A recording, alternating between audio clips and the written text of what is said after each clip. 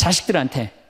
이런 아버지가 돼야 되는데 이런 아버지가 과연 몇이나 있느냐. 저는 다행히 우리 아버지를 참 잘 만났어요. 전 참 아버지를 좋아해요.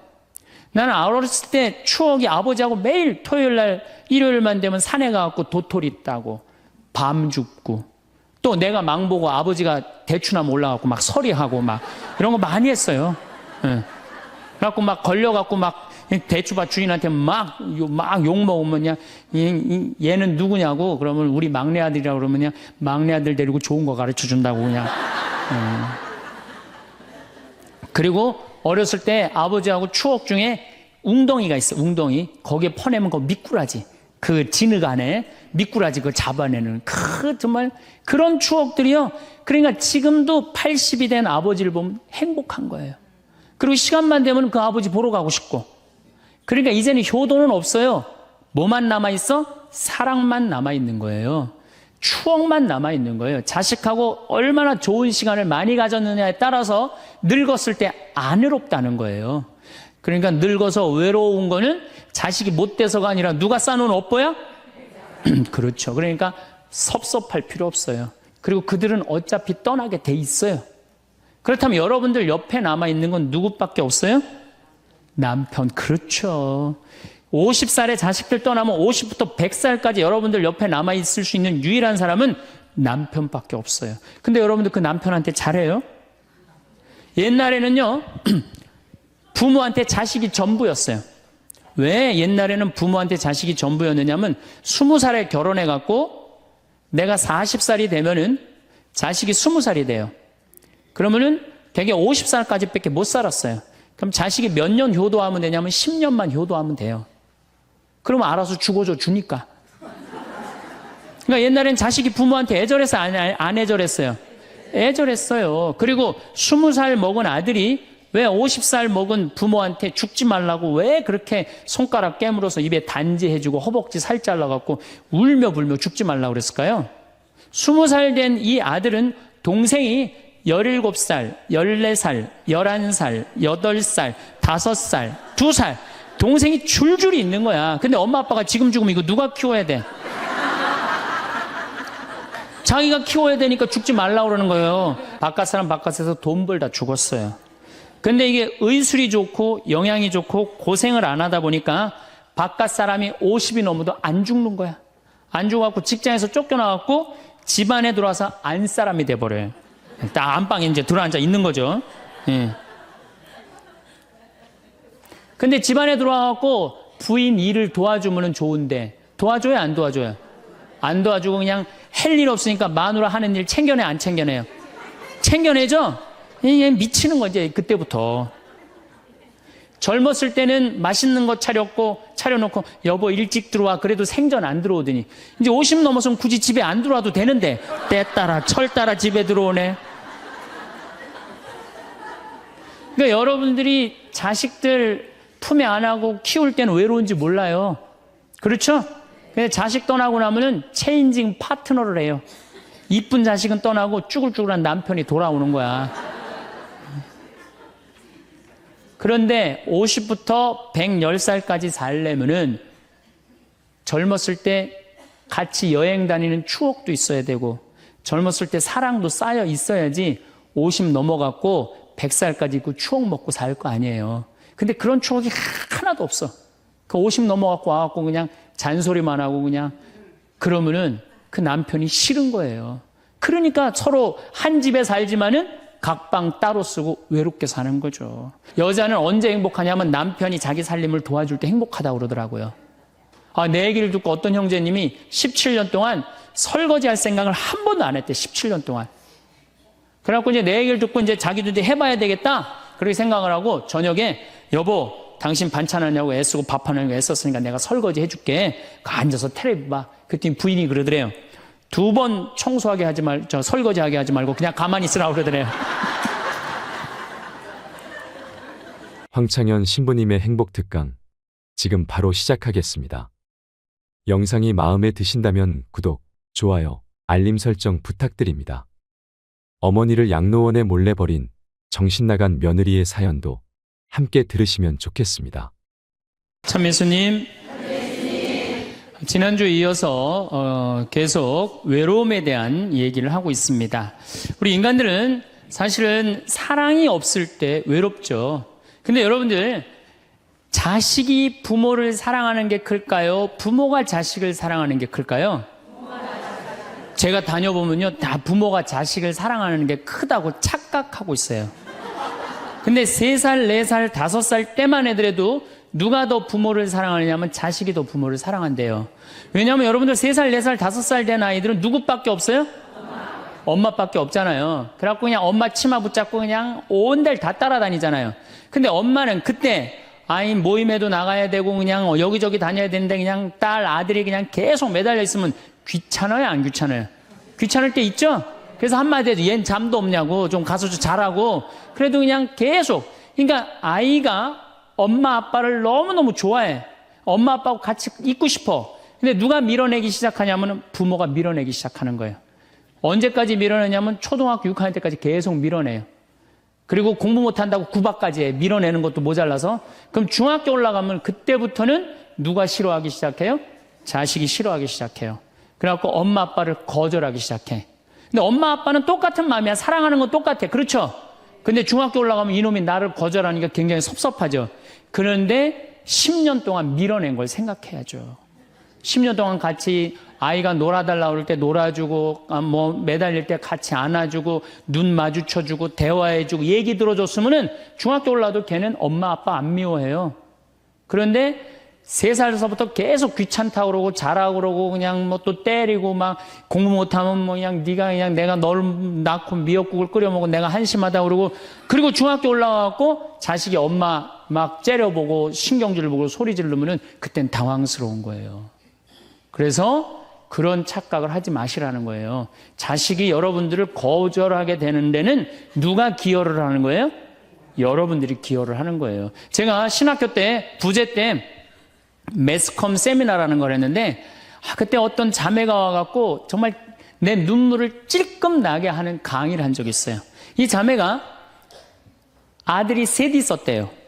근데 아들이 셋 있는 집은 항상 둘째가 문제예요.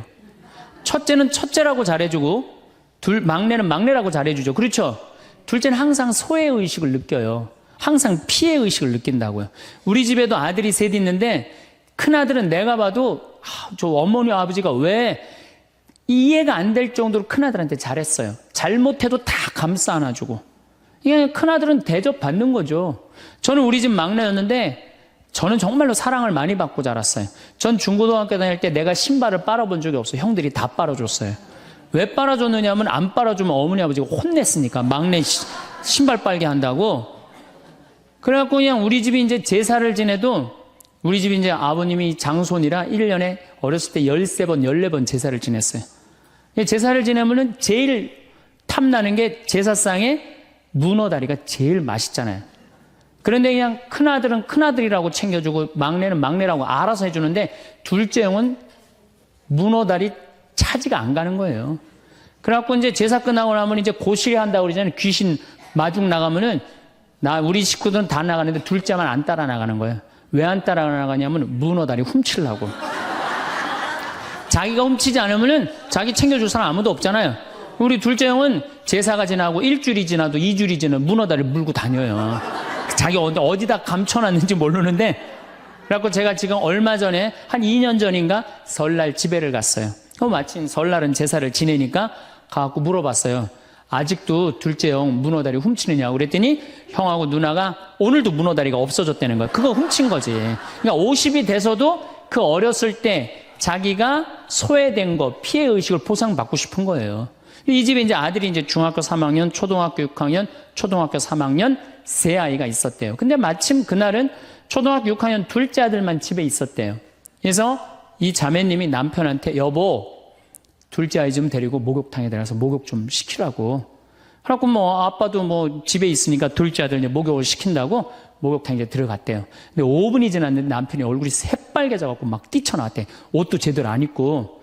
당신 왜 애 목욕 시키라고 했더니 왜 뛰쳐나오냐? 당신 먼저. 여보, 내가 목욕을 하러 들어갔는데 저놈이 이상한 말을 한다는 거예요. 그래서 무슨 말을 하느냐고. 아니 나도 벗고 이제 자기도 이제 둘째 아들도 옷을 벗었는데 딱 옷을 벗었는데 둘째 아들이 눈을 똑바로 뜨고 아버지한테 그러더래요. 아버지도 벗고 나도 벗었으니까 우리 남자 대 남자로 아무것도 안 걸쳤으니까 솔직하게 말 좀 해보자고.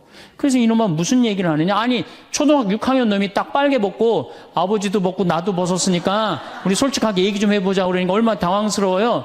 그래서 무슨 얘기냐 그랬더니 아버지는 날 정말로 사랑하는 거냐. 무슨 소리냐. 지난 겨울에 아버지가 밤에 두부 심부름 시켰을 때 난 너무너무 밤에 나가는 게 무서웠다. 왜냐하면은 동네 불량 형들이 걸리면 돈을 뺏고 그래서 난 밤에 나가는 거 너무너무 싫었다. 중학교 3학년 큰형도 있는데 내가 그래서 큰형 왜 안 시키냐고. 그러니까 아버지가 나한테 소리 지르고 나한테 갔다 그래서 내가 울면서 갔다 왔다.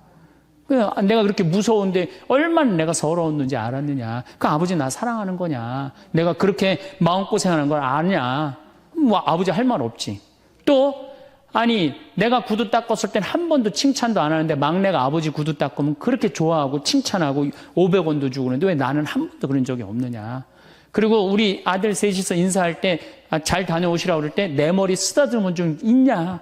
한 번도 없다. 막내 머리만 쓰다듬어 줬지. 날 사랑하는 거냐. 아들이 그냥 그렇게 물어보는 거예요. 당황스러운 거죠. 부모는 항상 세 아들 다 사랑한다고 그러지만은 자식이 느끼는 건 너무너무 섭섭했던 거죠. 그래서 이 아빠가 너무너무 당황스러워갖고 그랬대요. 나는 너를 너무 믿었기 때문에 심부름도 시킨 거고 난 너를 너무너무 믿었기 때문에 막내 어리니까 이렇게 한 거지. 난 이 셋 중에 너를 너무너무 사랑한다. 그리고 너무 당황스러워서 그냥 옷도 그냥 대충 입고 뛰쳐나온 거예요. 그 자리에서 너무 있기 미안해갖고. 그래갖고 제가 어떻게 하나 보라고 그랬더니 문을 빼꼼히 열고 보니까 아들이 눈에는 눈물이 뚝뚝뚝 떨어지는데 입에는 미소가 있더라는 거예요. 아빠가 날 사랑한다고 그러니까. 그러니까 누가 사랑하는 게 커요? 자식이 부모 사랑하는 게 큰 거예요. 그 사랑을 부모가 까먹고 자꾸 자식한테 못되게 하는 거죠. 그래서 여러분들 정말로 우리가 부모라는 게 중요해요. 아버지가 없는 자식들은 참 힘들어요. 아버지가 없는 자식들은.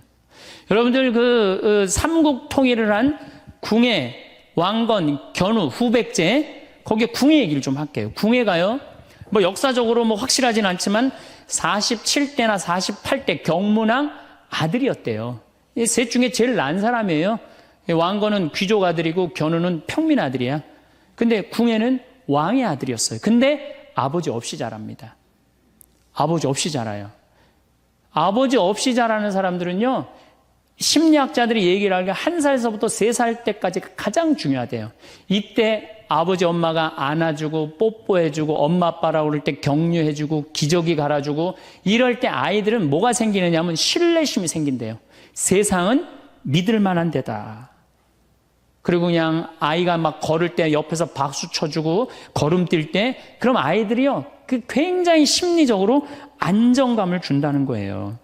그런데 이때 아버지가 없는 아이들은 심리적으로 굉장히 불안하다는 거예요. 여러분들 이 아빠가 아이들 이 목마 태워주면은 애들 좋아해요 안 좋아해요? 좋아하죠? 그런데 아빠 키가 1m 70이고 애가 50cm면 2m 20이에요. 그 꼭대기에 올라가고 또 애는 아빠 머리를 잡고 막 까르르 넘어가지 않아요? 좋아갖고 아빠 머리를 잡고 걔는 무의식 속에 이런 생각을 갖는데요. 세상은 이렇게 높아도 믿을 만한 데다. 이 든든한 아버지가 있으니까. 그런 믿음이 생긴다는 거예요. 그런데 궁예는 그랬던 경험이 한 번도 없었던 거야. 그러니까 나중에는 사람을 의심을 하기 시작하는 거예요. 의심하기 시작하는 거예요. 그래갖고 나중에 관심법이라는 걸 개발해요. 그래갖고 네가 의심하는지 안 의심하는지 내가 안다. 그래갖고 그냥 친아들도 그냥 의심도 안 하는데 너 의심한다고 그러고 죽이고 결국 누구까지 죽여요? 자기 부인하고 아들까지 죽여요. 그리고 마지막으로 쓸쓸한 최후를 맞이해요. 신부님 나는 우리 남편이 일찍 죽어갖고 우리 애들 그냥 혼자 키웠는데 너무 섭섭합니다. 아버지 없이도 훌륭하게 자라는 사람 간혹 있어요. 그게 누구냐면 오바마가 아버지 없이 자라잖아요. 할머니 손에서 얼마나 훌륭해요. 그렇죠? 그러나 일반적으로 보면은 그렇다는 거예요. 아버지가 굉장히 중요한데 근데 슬픈 거는 우리나라는 아버지가 있어도 없는 것 같아요. 아버지가 있어도 애는 학원 다니냐고 그냥 정신 팔려가고 아버지는 돈 번다고 해갖고 서로 사랑을 쌀 시간이 없는 거, 서로 사랑을 쌀 시간. 그런데 이 아버지와 끈이 굉장히 기가 막힌 분이 한 분 계세요. 아버지와 자식 사랑이 아주 두터운 분이 한 분 계세요. 그분이 누구냐면 바로 예수님이에요. 예수님처럼 아버지와 사랑이 깊은 사람이 없어요. 여러분들, 세례받을 당시 예수님이 물 위에 올라오시자 마르코복음 1장 11절에 뭐라고 그러냐면 너는 내가 사랑하는 아들, 내 마음에 드는 아들이다 라고 하느님 아버지께서 아들을 얼마나 사랑하는지 확인시켜줘요. 그러니까 마태복음 11장 25절 27절을 보면은 아버지, 하늘과 땅의 주님, 지혜롭다는 자들과 슬기롭다는 자들에게는 이것을 감추시고 철부지들에게는 드러내 보이시니 아버지 감사드립니다. 그렇습니다. 아버지의 선하신 뜻이 이렇게 이루어졌습니다. 나는 아버지께서는 모든 것을 나에게 넘겨주셨습니다. 그래서 아버지 외에는 아무도 아들을 알지 못합니다. 또 아들 외에는, 그리고 그가 아버지를 드러내 보여주려는 사람 외에는 아무도 아버지를 알지 못합니다. 그냥 예수님 입만 열면 아버지 얘기를 해요. 입만 열면은.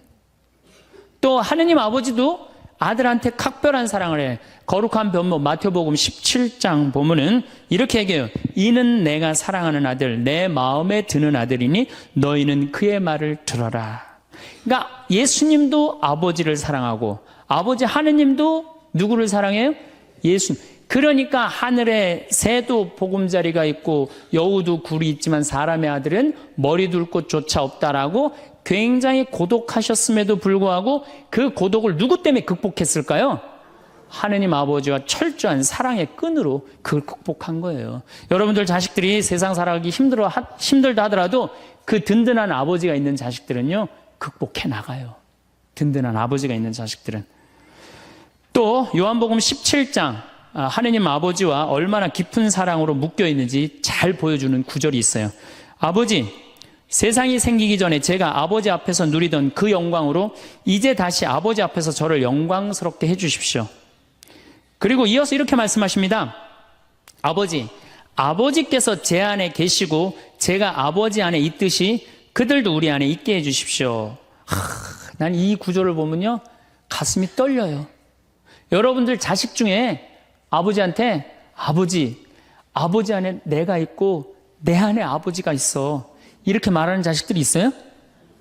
그런 고백을 할 수 있는 자식이 몇 명이나 될까요? 아버지 안에 내가 있고 내 안에 아버지가 있다. 예수님은 이렇게 아버지를 사랑했던 거예요. 의로우신 아버지, 세상은 아버지를 알지 못하였지만 저는 아버지를 알고 있습니다. 저는 그들에게 아버지의 이름을 알려주었고 앞으로도 알려주겠습니다. 아버지께서 저를 사랑하신 그 사랑이 그들 안에 있고 저도 그들 안에 있게 하려는 것입니다. 예수님은 그 말씀을 하고 난 다음에 유다의 배반으로 붙잡히세요. 그러니까 예수님은 활동 시작할 때부터 아버지 얘기 시작해갖고 마지막 끝날 때까지 아버지 얘기한 거야. 아버지하고 이야기를 하는 거를 멈추지 않으십니다. 그리고 겟세마니 동산에서도 아버지와 끈끈한 사랑을 보여주시죠. 아버지, 하실 수만 있으시면 이 잔이 저를 비껴가게 해주십시오. 그러나 제가 원하는 대로 하지 마시고 아버지께서 원하시는 대로 하십시오. 요새 이런 아들이 어디 있어요? 제 뜻대로 말고 아버지 뜻대로 하세요. 이런 아들이 어디 있어요? 다 내 뜻대로 해달라고 그래요, 엄마 아버지가. 그렇죠? 근데 예수님은 하느님 아버지가 그렇게 기뻤던 거야. 맨 마지막에 아버지, 이 사람들을 용서하여 주십시오. 그리고 마지막으로 이런 말씀을 하십니다. 아버지, 제 영혼을 아버지 손에 맡깁니다. 그러니까 이 아버지와 철저한 끈으로 묶여 있었던 예수님은 그 마지막 제자들이 다 버리고 도망갔어도 그 아버지에 대한 사랑, 내 안에 아버지가 있고 아버지 안에 내가 있다는 그 기가 막힌 사랑으로 극복하시고 인류 구원의 문을 여신 거예요. 그렇다면 우리나라 아버지들도 이런 아버지가 돼야지. 자식들한테 이런 아버지가 돼야 되는데 이런 아버지가 과연 몇이나 있느냐. 저는 다행히 우리 아버지를 참 잘 만났어요. 전 참 아버지를 좋아해요. 나는 어렸을 때 추억이 아버지하고 매일 토요일날 일요일만 되면 산에 가갖고 도토리 따고 밤 줍고 또 내가 망보고 아버지가 대추나무 올라가고 막 서리하고 막 이런 거 많이 했어요. 예. 그래갖고 막 걸려갖고 막 대추밭 주인한테 막 욕먹으면 그냥 얘는 누구냐고 그러면 우리 막내 아들이라고 그러면 그냥 막내 아들 데리고 좋은 거 가르쳐 준다고 그냥. 그리고 어렸을 때 아버지하고 추억 중에 웅덩이가 있어. 웅덩이. 거기에 퍼내면 그 미꾸라지. 그 진흙 안에 미꾸라지 그걸 잡아내는 정말 그런 추억들이요. 그러니까 지금도 80이 된 아버지를 보면 행복한 거예요. 그리고 시간만 되면 그 아버지 보러 가고 싶고. 그러니까 이제는 효도는 없어요. 뭐만 남아있어? 사랑만 남아있는 거예요. 추억만 남아있는 거예요. 자식하고 얼마나 좋은 시간을 많이 가졌느냐에 따라서 늙었을 때 안 외롭다는 거예요. 어렸을 때 자식하고 한 번도 놀아준 적이 없어. 10살 때까지 놀아줘야 된다는 거예요. 근데 10살 때까지 한 번도 놀아준 적이 없으면은 자식이 늙은 부모들 한 번도 같이 안 놀아준다 이거예요. 그러니까 늙어서 외로운 거는 자식이 못 돼서가 아니라 누가 싸놓은 업보야? 그렇죠. 그러니까 섭섭할 필요 없어요. 자, 그렇다면은 사랑이 없는 엄마, 사랑이 없는 아버지, 엄마도 없고 아버지도 없는 이 세대는 외로울 수밖에 없어요. 그리고 그들은 어차피 떠나게 돼 있어요. 그렇다면 여러분들 옆에 남아있는 건 누구밖에 없어요? 남편. 그렇죠. 50살에 자식들 떠나면 50부터 100살까지 여러분들 옆에 남아있을 수 있는 유일한 사람은 남편밖에 없어요. 근데 여러분들 그 남편한테 잘해요? 옛날에는요, 부모한테 자식이 전부였어요. 왜 옛날에는 부모한테 자식이 전부였느냐면 20살에 결혼해갖고 내가 40살이 되면은 자식이 20살이 돼요. 그러면은 대개 50살까지 밖에 못 살았어요. 그럼 자식이 몇 년 효도하면 되냐면 10년만 효도하면 돼요. 그러면 알아서 죽어줘 주니까. 그러니까 옛날엔 자식이 부모한테 애절해서 안 애절했어요? 애절했어요. 그리고 20살 먹은 아들이 왜 50살 먹은 부모한테 죽지 말라고 왜 그렇게 손가락 깨물어서 입에 단지해주고 허벅지 살 잘라갖고 울며 불며 죽지 말라고 그랬을까요? 20살 된 이 아들은 동생이 17살, 14살, 11살, 8살, 5살, 2살 동생이 줄줄이 있는 거야. 근데 엄마 아빠가 지금 죽으면 이거 누가 키워야 돼? 자기가 키워야 되니까 죽지 말라고 그러는 거예요. 죽어도 이거 누구까지 다 키우고 죽어? 막내까지 키우고 죽어라 이거야. 근데 만약에 우리 엄마 아버지가 막내까지 다 키웠다? 그럼 엄마 아버지 나이가 60이 되는 거예요. 그래서 60까지 산 부모한테 너무 고맙다고 차려준 잔치가 환갑잔치예요. 근데 이 환갑진갑 다 받아먹고 갈 생각을 해요, 안 해요? 안 하잖아요. 이게 큰 문제예요. 그러니까 자식이 모시다가 지치는 거예요. 그러니까 부모 60, 70부터는요 부모 관심 없어요. 그러면은 50 넘어서는 누가 옆에 있어요? 남편밖에 없어요. 여러분들 지금 우리나라 100살 이상이 몇 명이냐면 2,500명이에요. 100살 이상이. 90세 이상이 몇 명이냐면 9만 명이에요. 80세 이상은 몇 명이냐면 80만 명이에요. 70세 이상은 몇 명이냐면 240만 명이에요. 그러니까 이제 안 죽어. 안 죽어요. 여기 죄송하지만 60세 넘으신 분들 손 들어보세요. 손 들어 괜찮아요. 이게 문제라는 거예요, 이게. 자식은 이미 떠나 있고 50 넘었고 60 넘어갖고는 누가 옆에 있어요? 남편밖에 없어요. 그러면은 자식한테 잘해야 됩니까? 남편한테 잘해야 됩니까? 남편한테 잘해야 돼요. 우리나라는요, 안사람, 바깥사람 제도가 있어요. 그래갖고 안사람은 집에서 애 놓다 죽고 바깥사람 바깥에서 돈 벌다 죽었어요. 근데 이게 의술이 좋고 영양이 좋고 고생을 안 하다 보니까 바깥사람이 50이 넘어도 안 죽는 거야. 안 죽어갖고 직장에서 쫓겨나갖고 집안에 들어와서 안사람이 돼버려요. 딱 안방에 이제 들어앉아 있는 거죠. 예. 근데 집안에 들어와갖고 부인 일을 도와주면 좋은데 도와줘요, 안 도와줘요? 안 도와주고 그냥 할 일 없으니까 마누라 하는 일 챙겨내, 안 챙겨내요? 챙겨내죠? 이게 미치는 거지, 그때부터. 젊었을 때는 맛있는 거 차려놓고 여보 일찍 들어와 그래도 생전 안 들어오더니 이제 50 넘어서면 굳이 집에 안 들어와도 되는데 때 따라 철 따라 집에 들어오네. 그러니까 여러분들이 자식들 품에 안하고 키울 때는 외로운지 몰라요. 그렇죠? 근데 자식 떠나고 나면은 체인징 파트너를 해요. 이쁜 자식은 떠나고 쭈글쭈글한 남편이 돌아오는 거야. 그런데 50부터 110살까지 살려면은 젊었을 때 같이 여행 다니는 추억도 있어야 되고, 젊었을 때 사랑도 쌓여 있어야지 50 넘어갔고 100살까지 있고 추억 먹고 살 거 아니에요. 근데 그런 추억이 하나도 없어. 그 50 넘어갖고 와갖고 그냥 잔소리만 하고 그냥, 그러면은 그 남편이 싫은 거예요. 그러니까 서로 한 집에 살지만은 각방 따로 쓰고 외롭게 사는 거죠. 그래도 여러분들은 괜찮아요. 여러분들은, 우리 신부들은요 진짜 불쌍해요. 생각을 해봐요. 20살에 신학교 들어갔어요. 그래서 30에 신부 돼요. 그래갖고 옛날엔 75세 은퇴였어요. 75세 은퇴? 75세는 그래도 괜찮았어요. 은퇴하고 그냥 거의 바로 이제 세상 떠나시니까 요즘 70세로 은퇴가 내려왔어요. 그리고 이제 65세로 내린대요. 65세 은퇴해도 된다. 이렇게 내린대. 왜? 서울교구 우리 보좌 신부님들 뭐 10년, 12년, 13년 하잖아요. 그러니까 빨리 은퇴할 사람 빨리 하고 보좌들 빨리 본당 내보내야 되니까 빨리 은퇴해라 이거야. 그러면은 65세부터 은퇴해갖고 우리 부관장 신부는 110살까지 산단 말이야.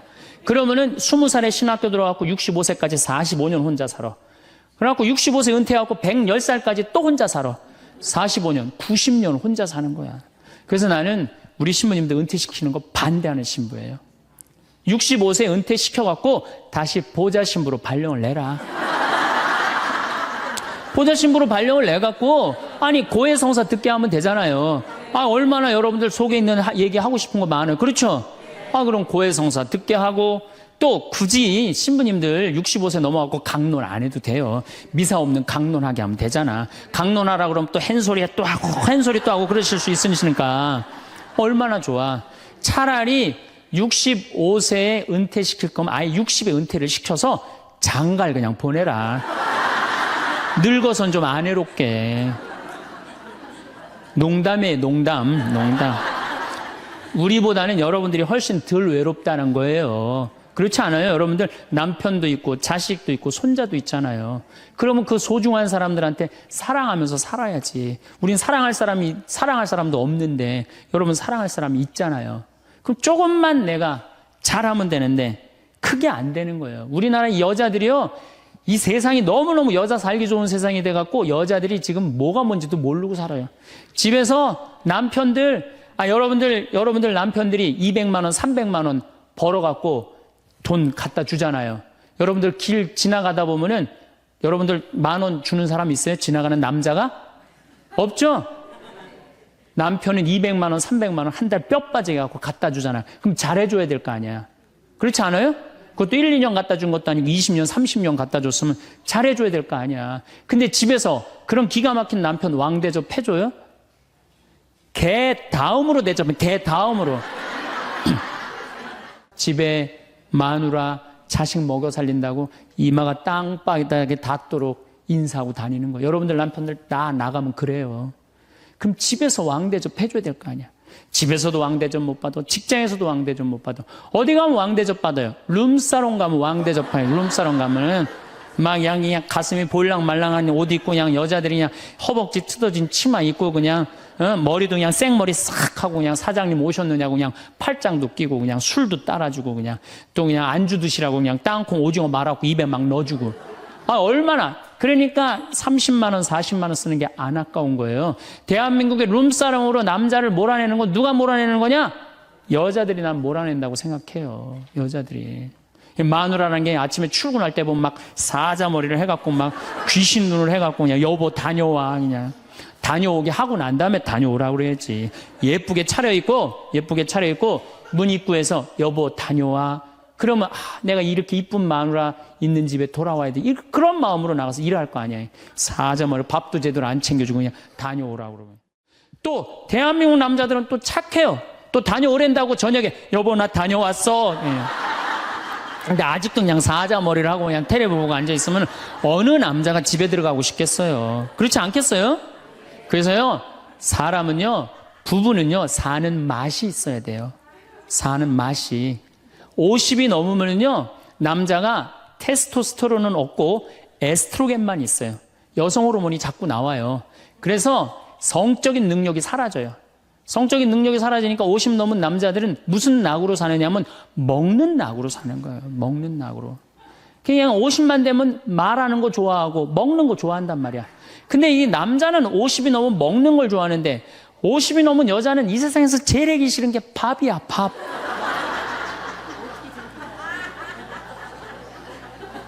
그러니까 그냥 둘이 사는데 왜 김치찌개를 끓여도 한솥 끓여. 그냥 하기 싫으니까 귀찮으니까 한솥 끓여갖고 그냥 다음날 아침에 그냥 그거 졸여갖고 아침상에 올려놓고 그냥 저녁엔 또 오늘같이 하루 피정하고 저녁에 이제 여보 나 저녁 집에 가서 먹을게 그러면 또 그거 볶아갖고 저녁상에 또 올려놓고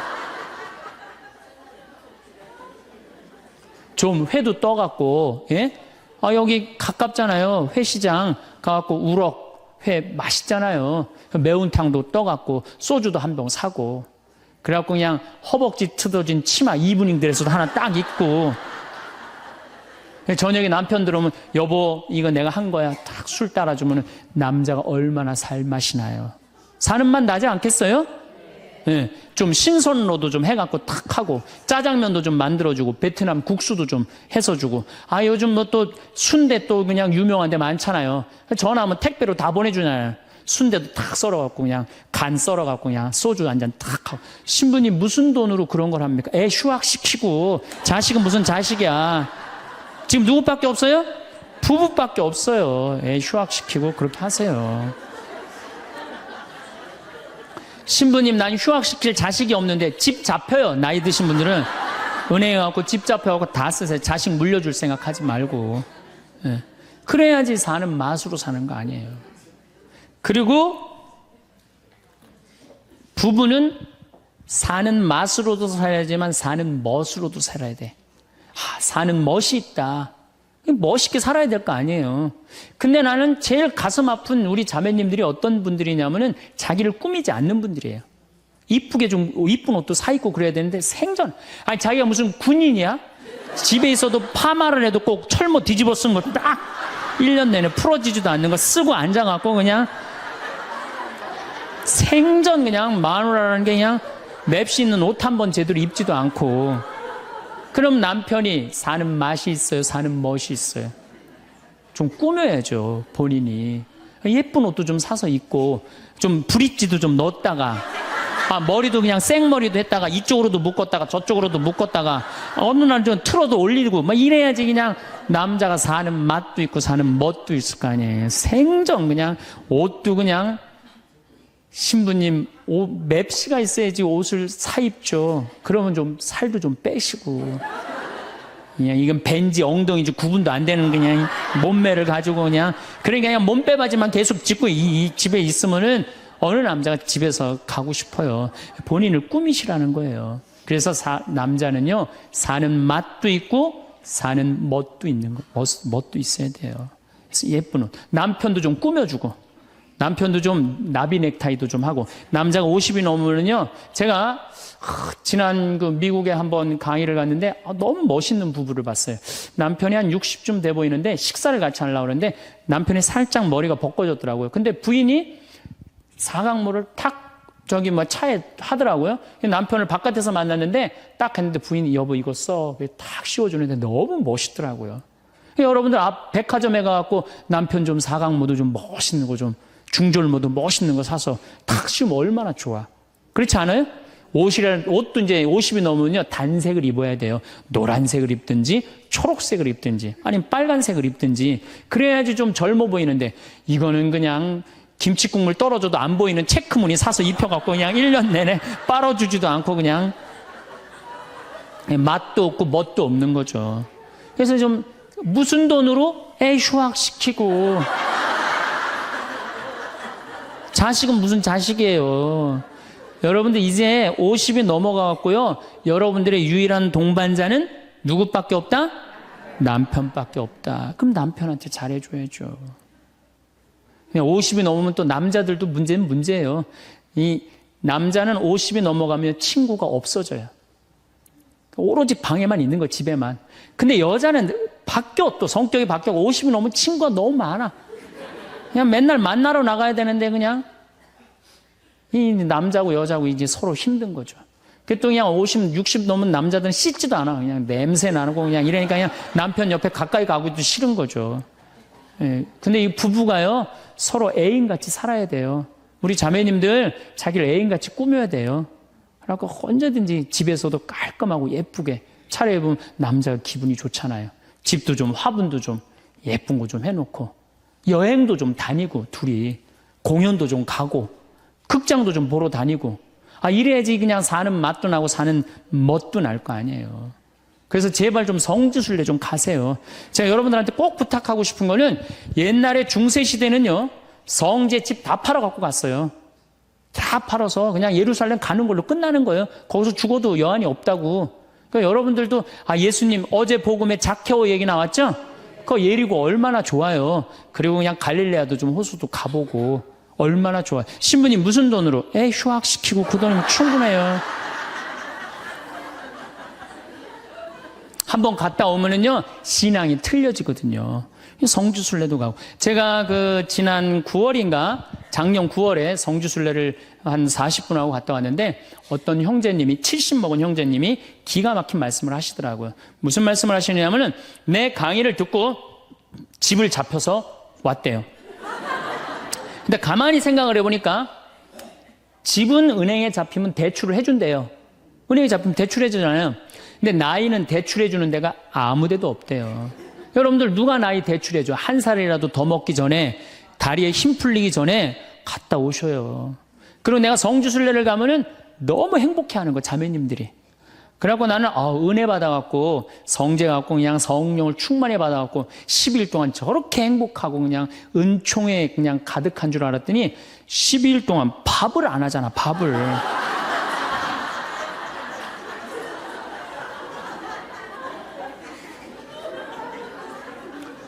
남편, 부부는 맛도 있고 멋도 있어야 되지만 기도 살려줘야 돼. 남편 기도 살려줘야 돼요. 50이 넘어갖고 남편 기 살려줄 사람이 직장에서 기가 살겠어요? 사회에서 기가 살겠어요? 본인이 기가 살겠어요? 유일하게 기 살려줄 수 있는 사람은 누구밖에 없어요? 부인밖에 없어요.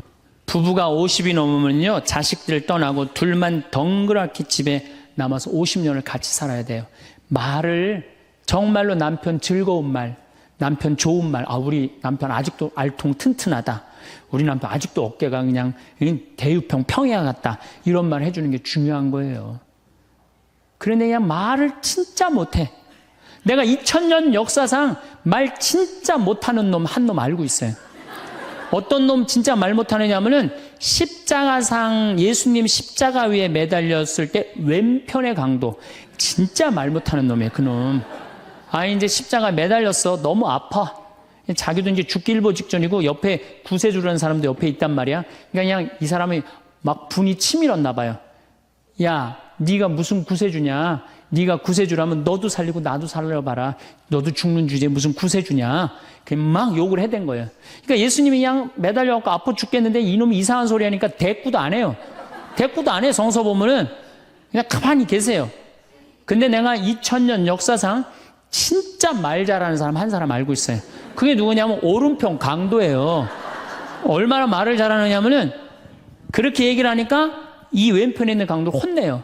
야, 이놈아, 니놈하고 나는 죽어도 싸. 강도 짓을 했으니까. 근데 저분이야말로 무슨 죄가 있어. 가난한 사람, 병든 사람 함께 해주고 인간 사랑하신 분인데, 그리고 이 강도가 한마디 해요. 주님, 마지막 날에 저를 기억해 주십시오. 그러니까 그냥 예수님이 왼편에 있는 놈한테는 대답도 안 하던 예수님이 그렇게 아파도 오른편에 있는 강도한테 한마디 해요. 너야말로 오늘 나와 낙원에 들 것이다. 이 말 한마디 잘한 바람에 그냥 예수님하고 1호로 천당에 올라간 사람 아니야. 그렇지 않아요? 루카복음 23장에 나오는 얘기예요. 루카복음에. 그러니까 여러분들 남편 칭찬을 해주세요. 남편. 얼마 전에 제가 우리 동창 신부 아버님이 돌아가셔갖고 장례미사를 갔는데 마침 그날 어떤 동탄에 있는 본당 총회장님이 은퇴 신부님 10분을 초대해갖고 식사, 보고 초대를 했어요.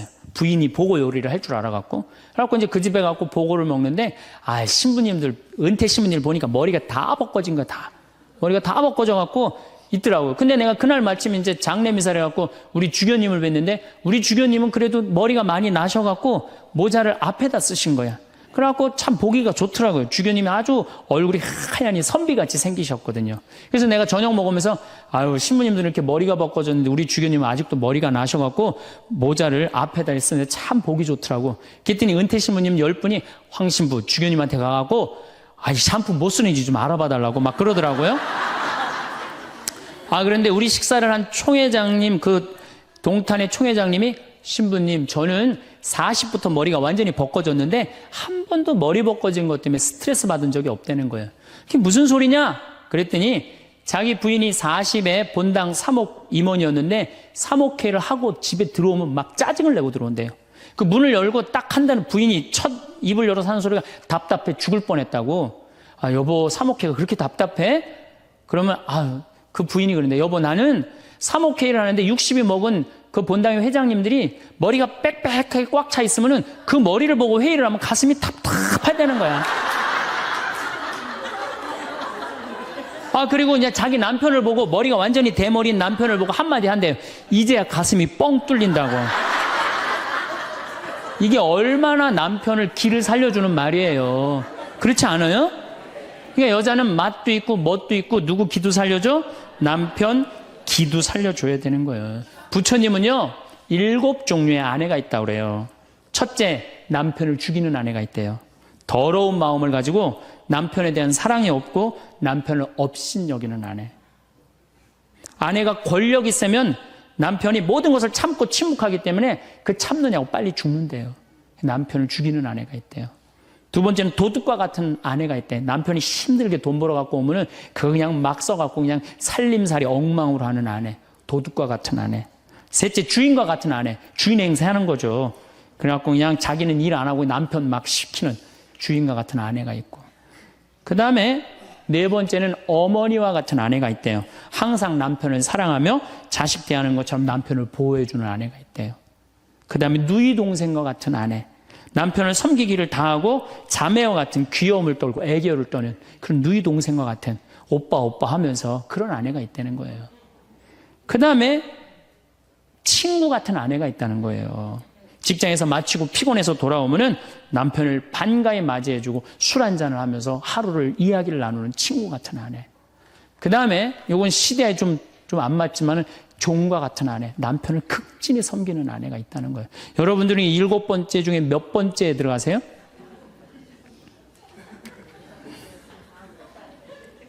아무것도 아니에요? 이 7번째 아무것도 아니면 큰일인데.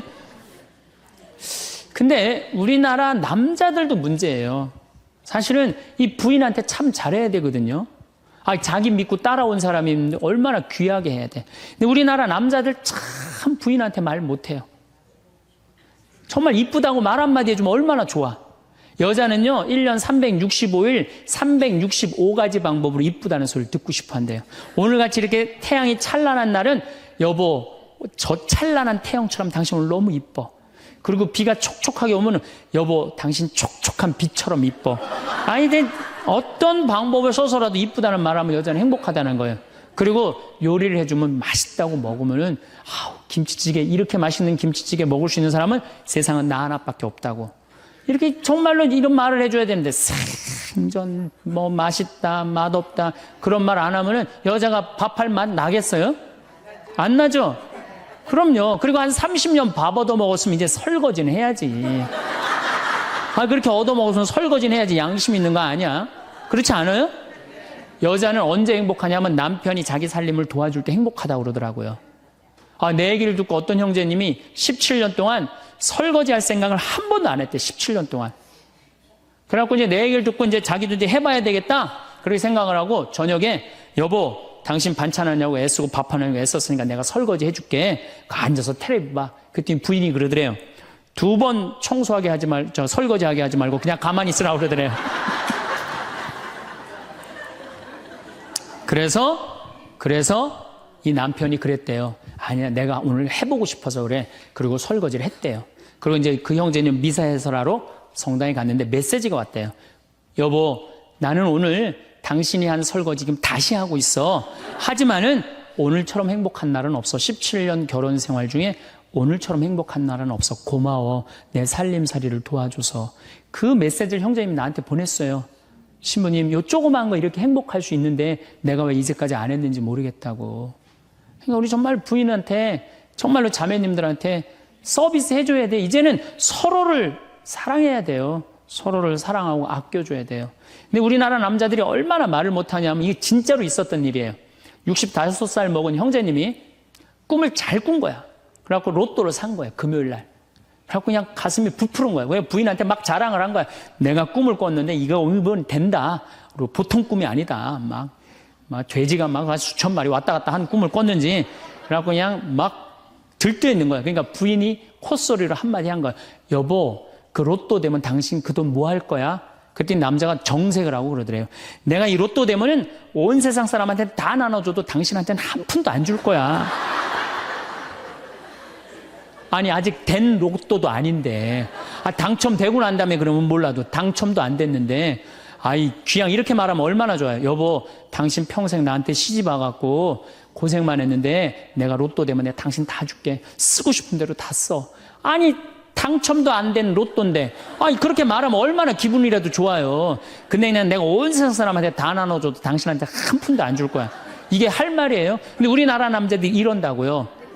다른 형제님들이 아우 마누라 너무너무 이쁘고 좋겠다고 살아봐라야 눈 한번 하얗게 뜨고 하면 독사가 그런 독사가 없다. 이런 말 해야 되면은 우리 마누라는 얼굴만 이쁜 게 아니라 마음은 비단이야. 기분이 얼마나 좋아요. 참 고운 말을 못 하는 거야. 그냥 온 세상 사람한테 다 나눠줘도 당신한테는 한 푼도 안 준다. 그러니까 이 부인이 너무 열받아갖고 한 달 반 동안 밥을 안 해줬대요. 그리고 진짜 무서운 건 집안에서 폭력이에요, 폭력. 더욱이 남자가 여자를 때리는 건 있을 수 없는 일이에요. 부부가요, 때린다는 건 있으면 안 돼요. 아니, 여자가 남편한테 결혼을 할 때는 이 험난한 세상, 저 힘 있는 남자한테 보호받고 싶어서 결혼하는 거 아니에요? 그렇지 않아요, 보통? 그런데 그 남편이 자기를 때린다고 생각하면요, 이건 치욕이에요, 여자한테는. 그래서 남자가 여자를 때리면 안 돼요. 정말로 이것도 진짜 있었던 일인데 70이 다 돼가는 할머니인데 평생 남편한테 맞으면서 살았대요. 그런데 또 친구 하나가 평생 남편한테 둘이 이제 할머니가 이제 둘이 친구야. 서로 맞고 살아갖고. 근데 그 평생 맞은 할머니가 하루는 이 친구 할머니한테 전화를 한 거야. 막 웃으면서 전화했대. 너 뭐가 이렇게 좋아갖고 전화했냐? 그랬더니 우리 남편이 이번에 병원에 갔는데 글쎄 3개월밖에 못 산다고. 나 지금 입을 뒤집어 쓰고 지금 웃으면서 너한테 전화하는 거라고. 이건 너무 불행하지 않아요? 너무 불행하지 않아요? 정말로 자기 부인 아파서 죽는데 따라 죽는 남편도 있는데 이게 그냥 자기 남편 3개월밖에 안 산다고 이불을 뒤집어 쓰고 막 웃으면서 그냥 전화를 할 정도면 이건 같이 살지 말아야지. 그렇죠? 그러니까 여러분들 남편한테 잘하세요. 또 여기 있는 우리 형제님들 누구한테 잘해요? 그래도 나이 먹어갖고요. 여러분들 지금 신부님 난 도저히 우리 남편하고 못 살 거예요. 지금 바꿔봐야 거기서 거기에요. 지금 바꿔봐야. 자, 남자하고 여자하고 얼마나 서로를 이해를 못하느냐 하면은 남자는 하루에 2,000마디만 하면은 말 끝난대요. 근데 여자는 하루에 6,000마디를 해야 된대요. 그러니까 여자가 훨씬 말이 많은 거죠. 남자는 직장에 갔다 오면 할 말 끝난 거예요. 집에 할 말이 아무것도 없는 2,000마디 이미 다 했는데 할 말. 남자로 사람으로서 할 말 끝났는데 뉴욕의 게리 머커스라는 교수가 이 통계를 냈어요. 그래갖고 여자는 남자가 남편이 집에 들어올 때만 기다리는 거야. 뭐 이웃집 아줌마 얘기도 하고 싶고 본당시 뭐 욕도 하고 싶고 막 그래갖고 기다리고 있는데 남편이 들어와서 여보, 그 집 남편은 그렇게 힘들게 돈을 버는데 여자는 맨날 찜질방 다니고 그냥 밍크코트 입고 다니고 정신 나간 여자라고. 그럼 남편은 할 얘기가 없는 거야. 쓸데없는 소리 하지 말고 밥이나 내놓으라고. 그럼 여자는 미치는 거예요. 진짜 괜찮은 남자들은 어떤 남자들이냐면은 그래 여보? 그럼 안 되지. 부인이 살림을 잘 살아야지. 남자가 그렇게 고생을 하는데 추임새를 넣어주고 속으로 외우세요. 500마디, 1000마디, 2000마디. 그래갖고 딱 속으로 4000마디 딱 끝나면 여보 이제 자자. 이래야지 이 남자는 후환이 없는 남편이에요. 여자 말을 들어줘야 돼요. 예, 그래서 남자하고 여자하고 틀린 점이 이거야. 반대로 우리 자매님들은 여자는 흥분을 하면 5분이면 흥분이 끝난대요.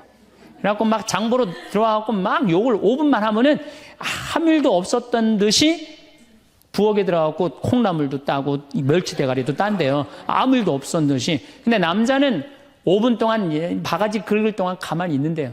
5분 지나면 그때부터 승질이 나기 시작한대. 근데 남자는 한번 승질이 나면 최소한 30분은 성질을 내야 된대.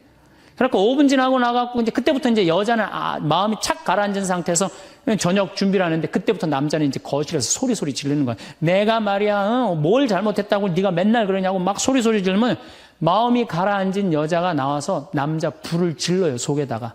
뭐라고 그러냐면, 당신은 말만 하면 이렇게 성질을 내고 그러느냐고. 자기는 이미 다 흥분 가라앉은 상태에서 막 성질 내는 남편한테 불은 자기가 질러놓고.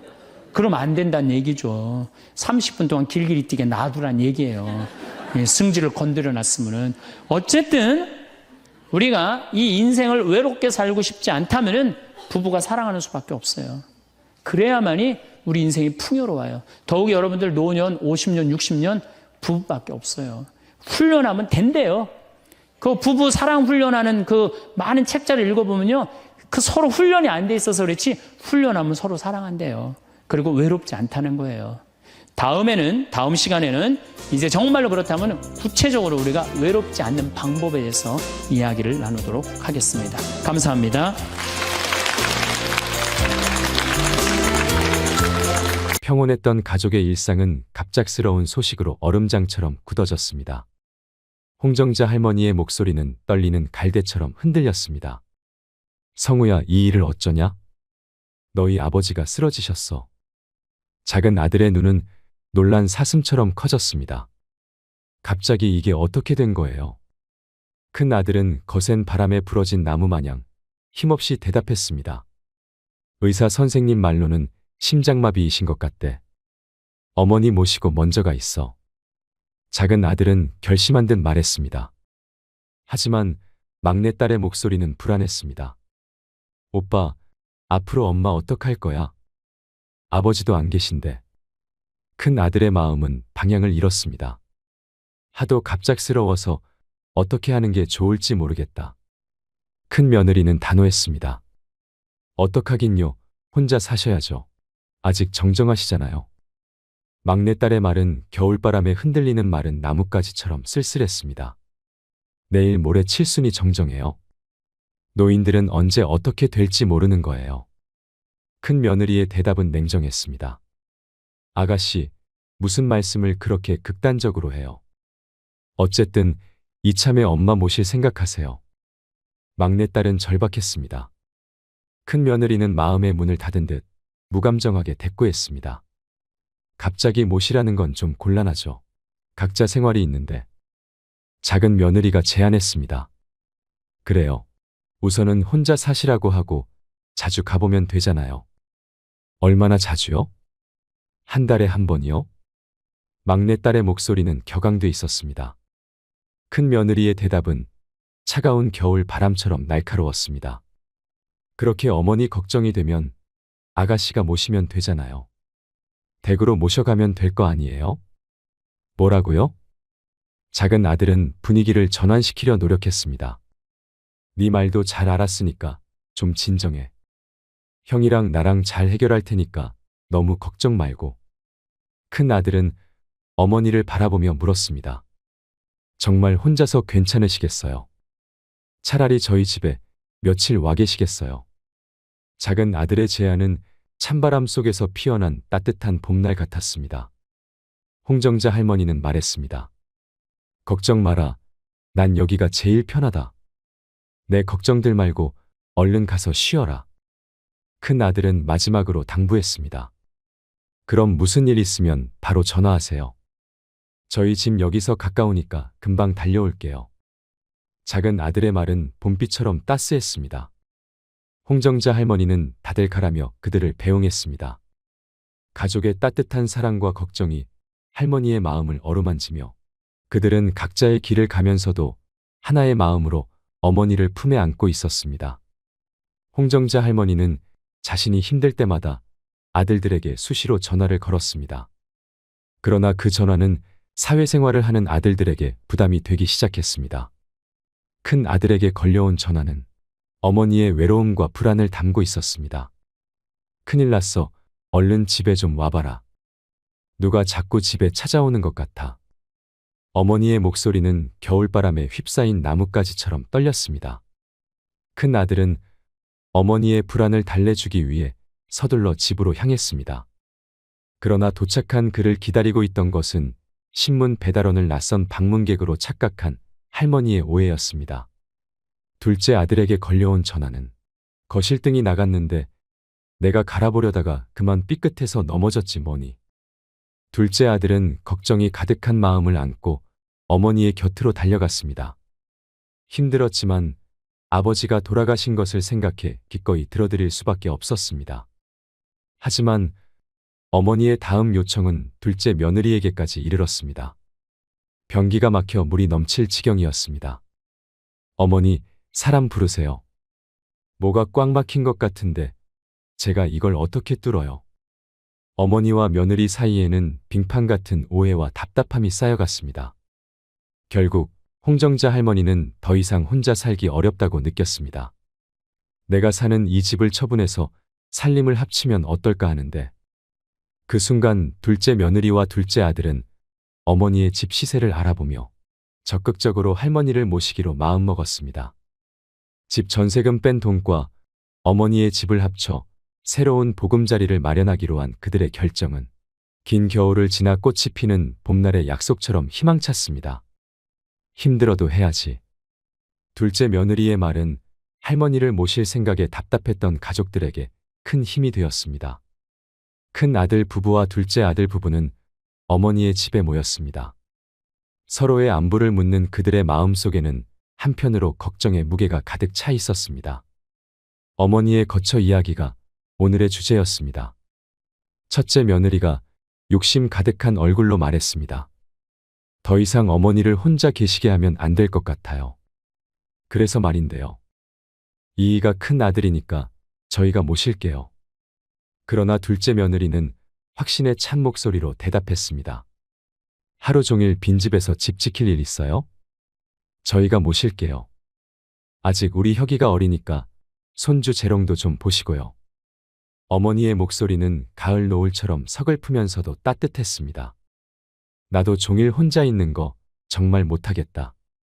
이 말 한마디에는 어머니의 쓸쓸함과 외로움이 짙게 배어나왔습니다.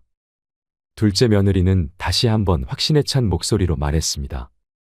왜 안 그러시겠어요?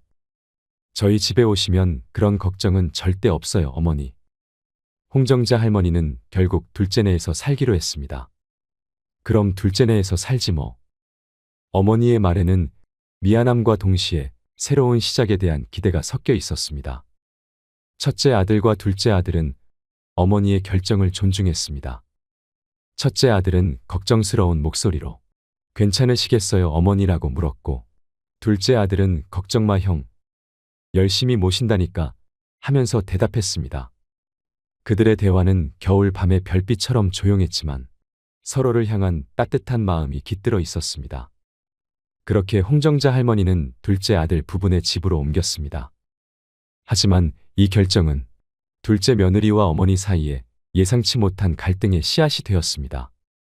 처음에 화합과 기대가 이렇게 변할지는 아무도 몰랐습니다. 가족이라는 바다에서 파도는 때로는 부드럽게, 때로는 거칠게 일렁이며 그들의 이야기는 계속되었습니다. 새벽의 고요가 집안을 감싸 안고 있었습니다. 그러나 그 고요는 지나가고 곧 활기찬 아침이 되었습니다. 홍정자 할머니는 새벽이 허락한 시간을 활용해 부엌에서 아침 식사를 준비했습니다.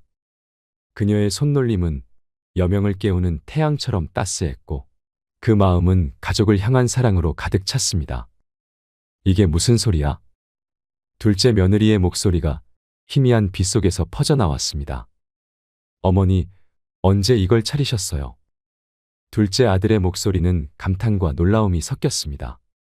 그의 표정은 어머니의 사랑과 헌신을 향한 존경의 표시가 가득했습니다.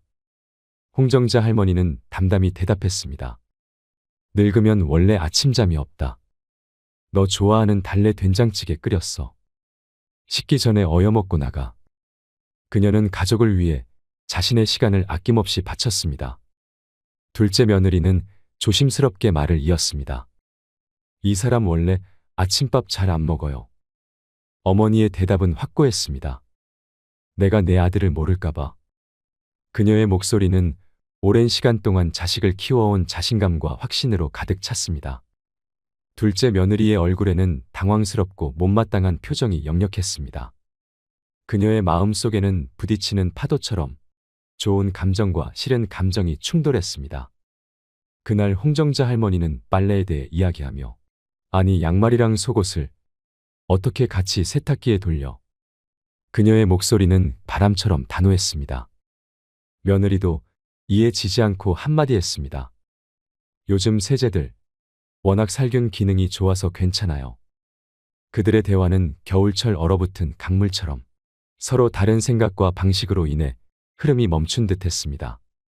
그렇게 점점 서로 간의 불만이 쌓여갈 때쯤이었습니다. 홍정자 할머니에게는 집안 대대로 내려오는 땅이 있었습니다. 김포의 한적한 땅 그곳은 한 가족의 소중한 추억이 서린 곳이었습니다. 그러나 평온한 일상은 갑작스러운 소식에 흔들리기 시작했습니다.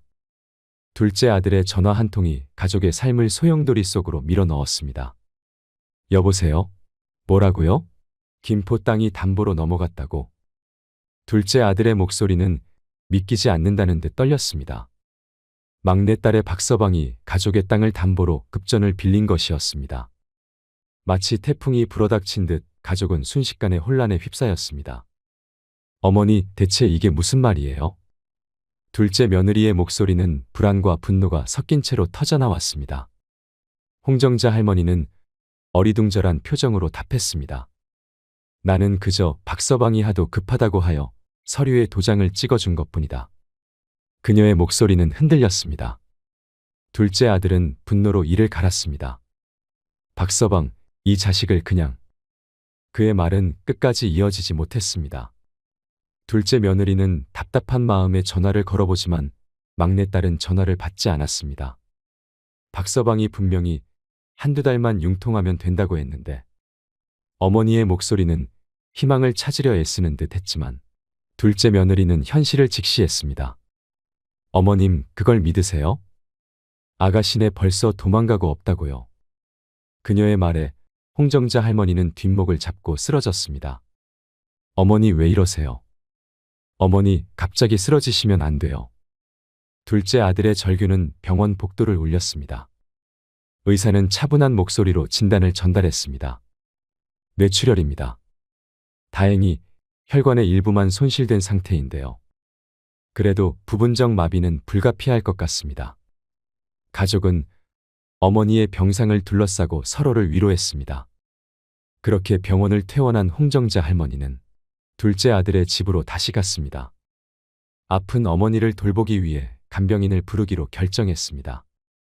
간병인을 들이며 어떻게든 어머니의 삶을 챙기려 했지만 홍정자 할머니는 그들의 노력을 받아들이지 못했습니다. 당장 나가 이거사. 어머니의 목소리는 노여움으로 가득 차 있었습니다. 간병인들은 하나둘 떠나갔습니다. 이 여편네가 지저분하게 음식을 다 흘리면 어떡해. 안 먹어. 어머니의 거부는 점점 더 심해졌습니다. 둘째 며느리는 절망적으로 간병인에게 호소했습니다. 조금만 더 참아주세요. 한두 번도 아니고 이렇게 가시면 저 큰일 나요. 하지만 간병인은 더 이상 견딜 수 없습니다라고 하며 떠났습니다. 계속되는 둘째 며느리의 성화에 둘째 아들은 첫째 아들 부부에게 도움을 요청하고 싶었습니다. 둘째 아들 부부와 첫째 아들 부부가 모여 앉아 있었지만 그들 사이의 공기는 무거웠습니다. 둘째 아들이 입을 열었습니다. 그의 목소리는 떨렸습니다. 형수님이 좀 와주세요. 간병인들도 못 견디고 모두 그만뒀거든요. 그의 말에서 절박함이 느껴졌습니다. 큰아들이 답했습니다. 성호야, 나 영국의 교환 교수로 가게 됐어. 둘째 아들은 잠시 멈칫했습니다. 뭐 영국? 그의 반응에서는 예상치 못한 당황함이 엿보였습니다. 첫째 며느리가 부드럽게 말을 보탰습니다. 한 3, 4년 정도래요. 그나저나 동서한테 미안해서 어쩌나. 큰아들은 고개를 숙였습니다. 솔직히 재수 씨한테 할 말이 없네요. 면목 없습니다만 어머니 잘 좀 부탁드리겠습니다. 형 노릇 제대로 못해서 미안합니다. 용돈은 보내줄게. 그의 사과는 진흙탕이 되어버린 마음을 조금이라도 달래고자 하는 시도였습니다. 그렇게 아무 소득 없이 집으로 돌아왔습니다. 집에 돌아온 둘째 며느리의 목소리는 차갑게 가라앉았습니다. 큰 아들은 영국하고 막내딸은 도망가고 우리만 이게 뭐냐고. 어쩌겠어. 둘째 아들이 힘없이 대답했습니다. 어머니 그냥 요양원에 보내자. 응? 요양원? 그의 어머니를 요양원에 보내는 일이 너무 찝찝했습니다. 우리 집 돌아가는 꼴을 봐. 이게 사람 사는 거야? 그래도 어떻게 날 낳아준 어머니를 요양원에 보내? 그렇게 둘째 며느리는 하루하루 간신히 참으며 살아갔습니다. 그러던 어느 날, 둘째 며느리는 저녁 준비를 위해 잠시 슈퍼에 다녀오겠다며 문 밖으로 나섰습니다. 집안은 고요하고 평화로웠습니다. 그 고요를 깨고 할머니가 부드러운 목소리로 손주를 불렀습니다. 혁아. 혁이는 할머니의 부름에 할머니 화장실 가시게요 라고 물었지만 홍정자 할머니는 우리 손주 얼굴 보고 싶어서 나왔지. 우리 혁이 뭐하고 있었니? 배고파서 컵라면 먹으려고요. 이에 홍정자 할머니는 타박하듯 아유 그런 걸 왜 먹어? 이 할미가 얼른 맛있는 국수 삶아줄게라며 주방으로 향했습니다. 혁이는 걱정스러운 마음에 할머니 혼자 하실 수 있겠어요? 제가 도와드릴까요? 뜨거워서 안 돼. 하지만 말이 떨어지기 무섭게 예상치 못한 사고가 발생했습니다. 할머니의 손이 미끄러져 뜨거운 냄비에 내용물이 쏟아졌고 그것은 혁이의 발에 떨어졌습니다. 아픔과 놀람의 순간 슈퍼에서 돌아온 둘째 며느리가 상황을 목격하고는 경악을 금치 못했습니다. 어머니, 지금 뭐 하시는 거예요? 홍정자 할머니는 당황한 가운데도 된장 없냐? 대인되는 된장이 약인데 라고 대답했지만 둘째 며느리는 혁이를 병원에 데려가기로 결정했습니다. 병원에서의 치료 후 집으로 돌아온 가족은 서로의 감정을 다스리며 상황을 정리하려 했습니다. 어머니의 걱정, 둘째 며느리의 노여움, 그리고 둘째 아들의 책임감이 충돌했습니다. 둘째 며느리는 어머니를 요양원에 보내자고 제안했지만 둘째 아들은 그것을 받아들일 수 없었습니다. 당신, 어머니 아들이기 전에 내 남편이잖아. 나한테 그 정도도 못해줘라는 말에 둘째 아들은 그 정도라니 말이 되는 소리를 해라라고 반박했습니다. 그렇게 며칠 뒤 둘째 며느리는 마음속 깊은 곳에서 우러나오는 미안함과 죄책감을 담아 어머니를 위한 진수성찬을 준비했습니다. 그녀의 마음은 마치 봄바람에 흔들리는 벚꽃잎처럼 섬세하고 불안정했습니다. 홍정자 할머니는 눈앞에 펼쳐진 밥상을 보며 놀라움을 감추지 못했습니다. 웬일이냐 내가? 둘째 며느리는 슬픔과 미안함이 서려있는 눈으로 대답했습니다. 그동안 죄송했어요 어머니. 변변히 반찬도 제대로 못 해드리고. 아침 식사 후 집안은 분주함으로 가득 찼습니다. 둘째 며느리는 헐레벌떡 여행 가방에 어머니의 짐을 잔뜩 꾸렸습니다.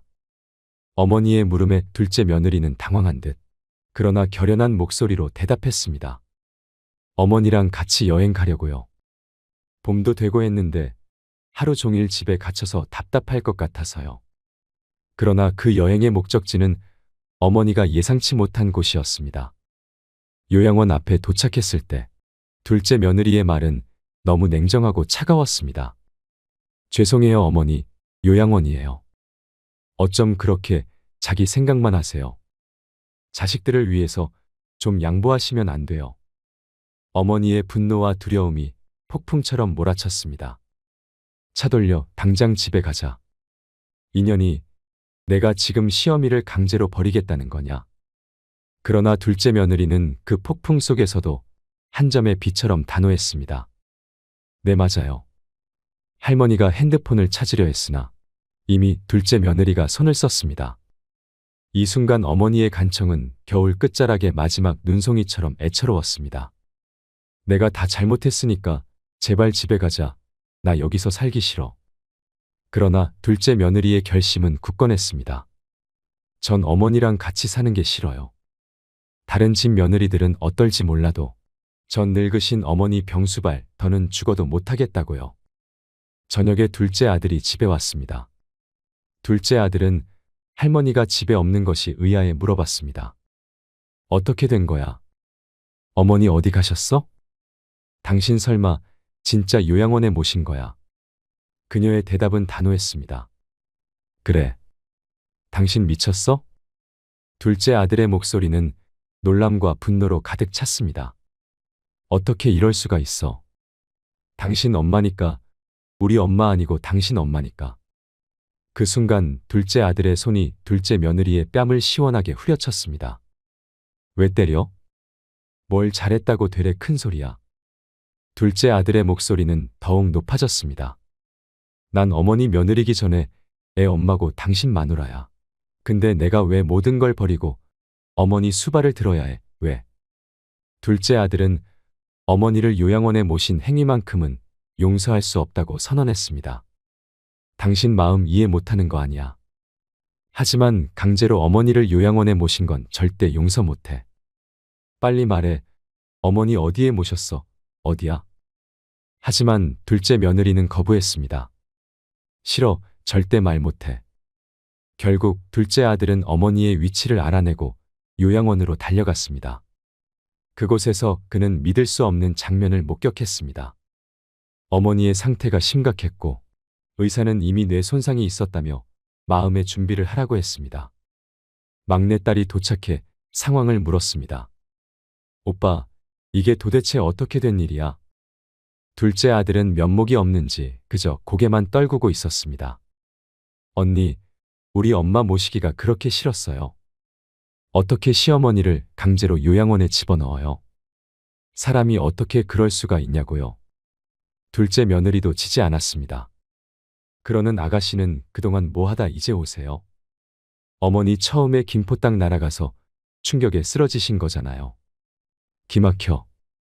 왜 이 모든 걸 내 탓을 해요? 언니야말로 엄마 병수발 들기 싫어서 강제로 요양원에 넣은 거잖아요. 막내딸이 받아쳤습니다. 그만들 좀 해. 어머니 쓰러져 있는데 이렇게까지 해야 속이 시원하겠어? 가족 간의 갈등은 더욱 심화되었습니다. 그러나 그 모든 다툼과 비난 속에서도 결국 홍정자 할머니는 세상을 떠났습니다. 할머니가 떠난 뒤 둘째 부부의 집은 조용했습니다. 잔인하게도 떠난 사람의 사정은 아무도 생각하지 않았습니다.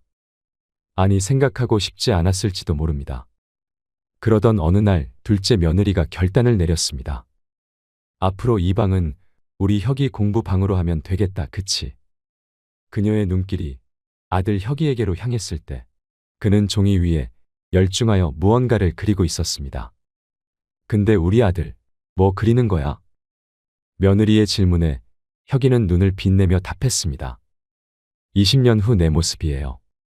학교 숙제예요. 이게 저고요. 이건 제 부인, 그리고 얘는 제 아들이에요. 그의 말에는 꿈과 기대가 담겨 있었습니다. 그 순간 며느리의 마음은 복잡해졌습니다. 엄마는 어딨어? 그녀의 목소리에는 무언가가 서려 있었습니다. 혁이의 대답은 담담했습니다. 엄마는 요양원에 있어요. 며느리의 놀람은 이루 말할 수 없었습니다. 그녀의 놀람은 단순한 의아함을 넘어서 자신이 어떤 미래를 아들에게 보여주고 있는지에 대한 깨달음으로 이어졌습니다.